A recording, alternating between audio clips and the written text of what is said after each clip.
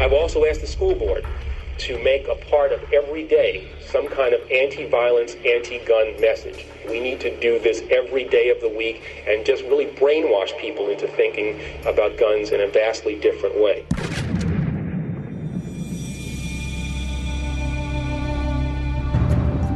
After every mass shooting in America, progressive leaders seem to say the same things over and over again.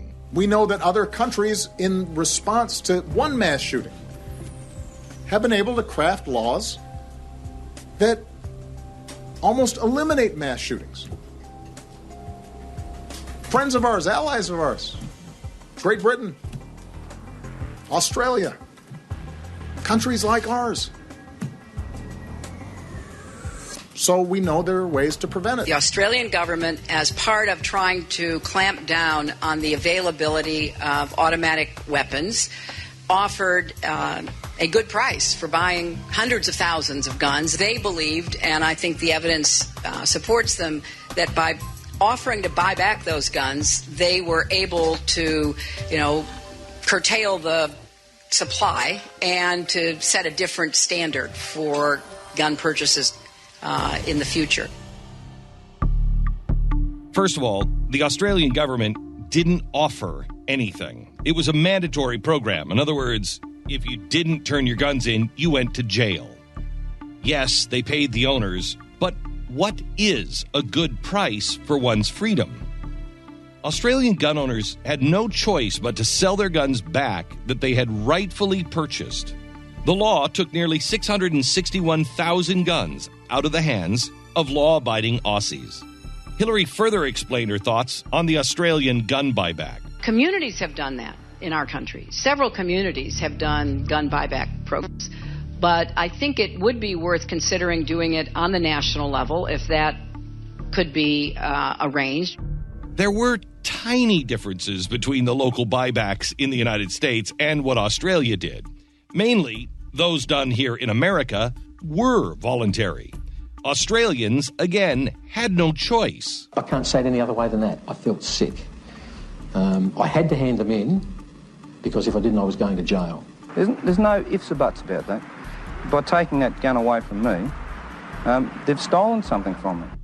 Since the United States has something called, the Constitution, voluntarily giving up one's guns is the only way it can constitutionally happen here.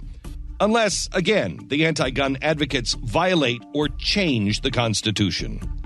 And each time Obama and others have called for these kinds of measures here, they have been accused by defenders of the Second Amendment of wanting to confiscate America's guns. Contrary to the claims of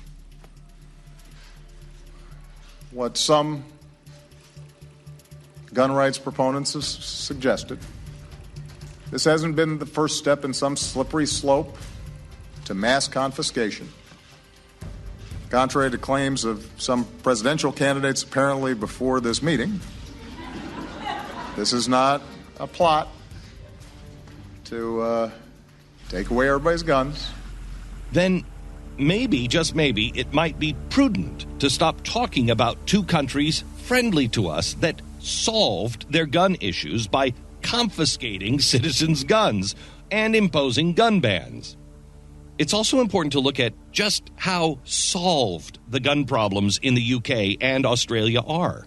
A reminder of Barack Obama's claims. We know that other countries, in response to one mass shooting, have been able to craft laws that almost eliminate mass shootings. Friends of ours, allies of ours, Great Britain, Australia, countries like ours. So we know there are ways to prevent it. So have they crafted laws that have almost eliminated mass shootings? John Lott, economist, author, professor, and fellow at various universities, including the University of Chicago, Yale, Stanford, Rice, and Wharton, and Second Amendment advocate on how effective confiscations and gun bans are in places like Australia and Europe. If you listen to Barack Obama or Hillary Clinton, they want to go and argue that the United States is unique in terms of mass public shootings, and that's simply not the case. Now, it's true that the media in the United States doesn't cover these mass public shootings in other countries. But if you take the FBI definition of a mass public shooting, which is has traditionally been 4 or more people killed in a public place, not involving something like a gang fight that's going on, you in fact find that during the first 7 years of President Obama's administration, there were 25 mass public shootings in the United States, and there were 25 mass public shootings in the European Union. If you look at the rate that people were killed per million people, it was virtually the same in both the European Union and in the United States. And in fact, the rate of injury for mass public shootings in the European Union was almost twice what it was, actually more than twice what it was in the United States. But what about the oft-mentioned Australia? The NRA reported on a University of Melbourne study that took place 12 years after the ban was imposed, a British Journal of Criminology study, and spoke with Australians affected by the confiscation. A right stolen by their government, promising safety in return for its gun bans. But now citizens know the frightening truth. The cost of lost liberty can be measured in the loss of life. It's become very, very obvious, even to Blind Freddy, that the expenditure of $500 million has done absolutely nothing to reduce crime. It certainly didn't do what the government touted it would do, which was to reduce crime. It hasn't done that at all. In fact, there's been more. This has been a lot of bull and hasn't really done much to help society and with its problems. Cold, hard facts the anti-gun forces can no longer escape. Armed robberies have skyrocketed, up 69%. Assaults involving guns rose 28%.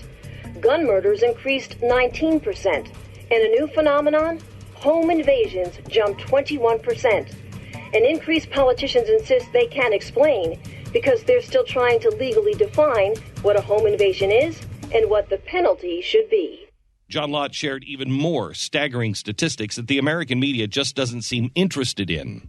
If you look at all the casualties, these are killings and woundings from mass public shootings in the United States during the first 7 years of President Obama's administration, what you find is that there were 396 casualties.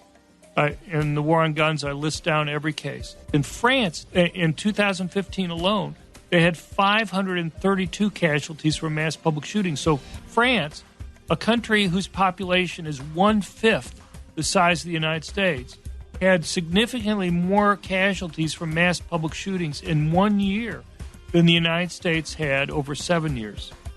And when terror shootings are included? From 1970 until now, there's only been one of the 25 worst mass public shootings in the world that occurred in the United States, and that was the recent Orlando shooting.